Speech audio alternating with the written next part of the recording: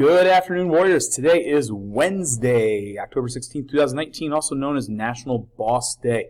Taking a look at homework for this evening in the 6th grade in math, regular math. We've got practice 2.7 with our Chapter 2 test on Friday. In honors math, our Chapter 2 test was today. In science, we've got a paper worksheet called Silly Science that is due tomorrow, as well as our Matter test that is on Friday. Make sure you're reviewing your notes. For social studies, we have to study for a government quiz tomorrow. That's one sheet of notes, 10 questions. We went over this in class. We also spent time reviewing. Language arts, we need to go through and add our introductory and concluding paragraphs to our outline planner for our letter to Mrs. Murray.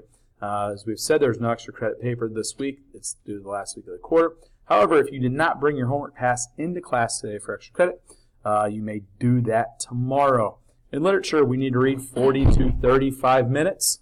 And that's going to be it for today. Everyone have a fantastic Wednesday. Hopefully it dries out and warms up a little bit before tomorrow.